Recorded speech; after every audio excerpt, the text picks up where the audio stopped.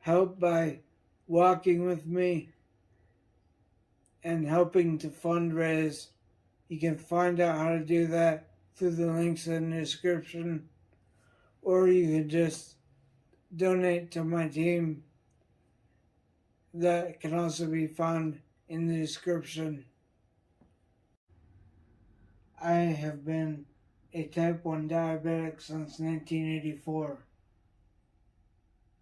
Over that time, I've collected most of the possible complications, one of which was a massive hemorrhagic stroke last year.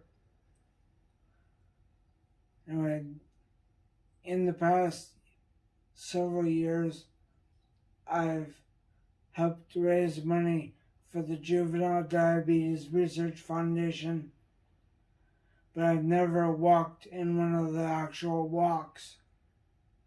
I just raised money. This year, on June 3rd, at Kings Island in Cincinnati, it's going to be their latest JDRF1 walk, and I'm going to walk for the first time. She'll be doing most of the walking because she'll be pushing me. Kaylin will walk what he can, and then after that I can push him in the wheelchair the rest of the way. I can walk very short distances with a walking aid like a walker or a cane. So the times that I'll be walking will be short but intention. And along with us, our team already also has Kaylin's brother and his best friend. So I think we can even take turns helping you walk or helping you get around in your wheelchair. My older brother Rich will be there. He's been a diabetic much longer than I have. He has walked in a JDRF1 walk in Phoenix because he used to live there.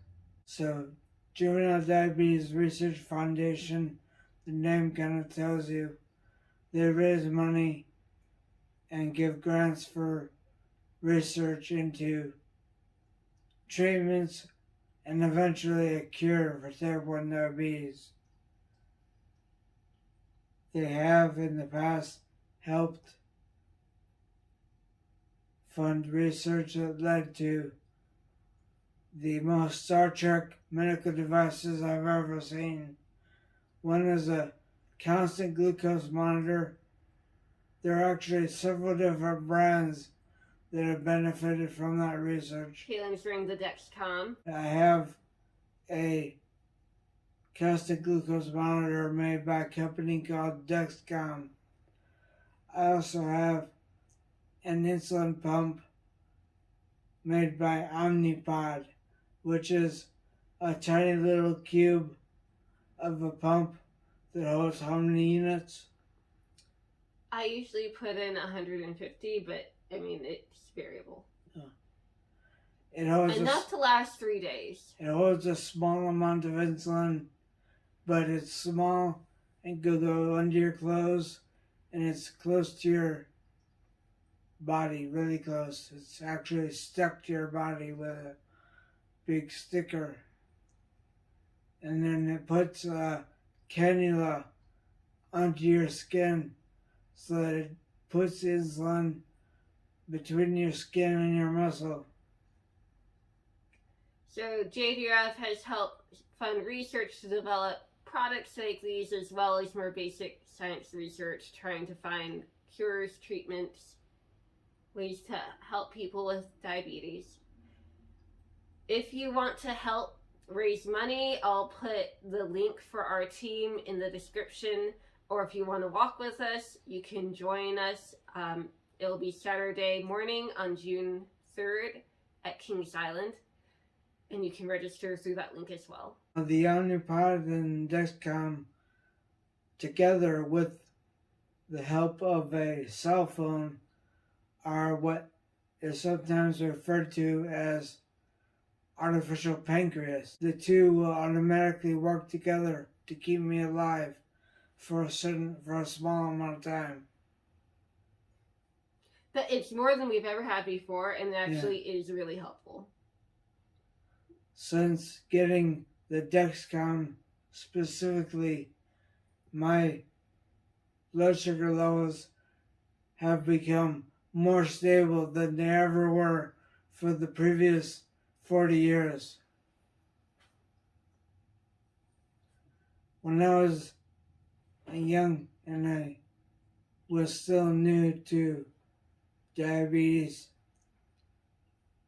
I had several times when I had to go to the hospital because back then, how to measure how much insulin you need was not so specific as it is now.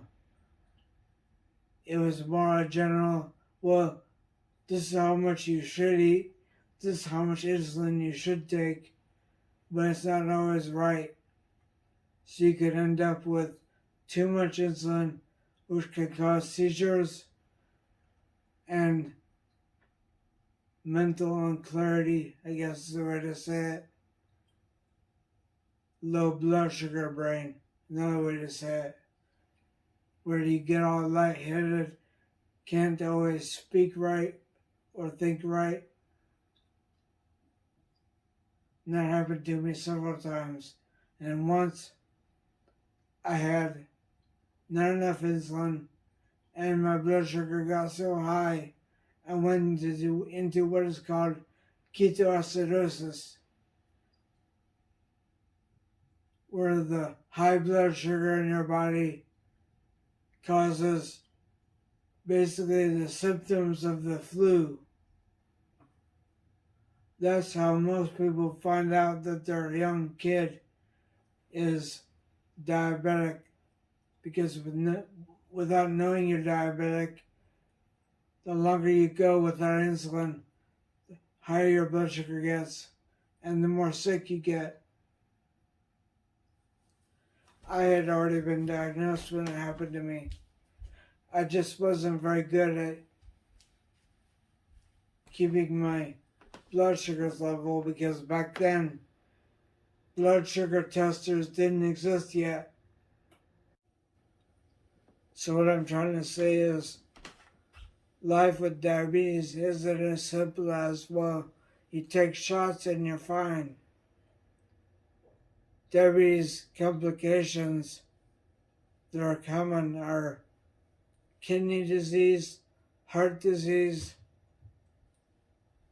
and a whole bunch of other internal organ problems.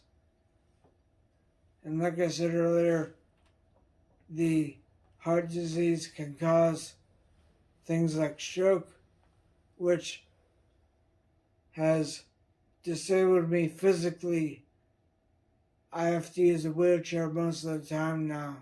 Of course, what's more disabling is I have a cat on my lap.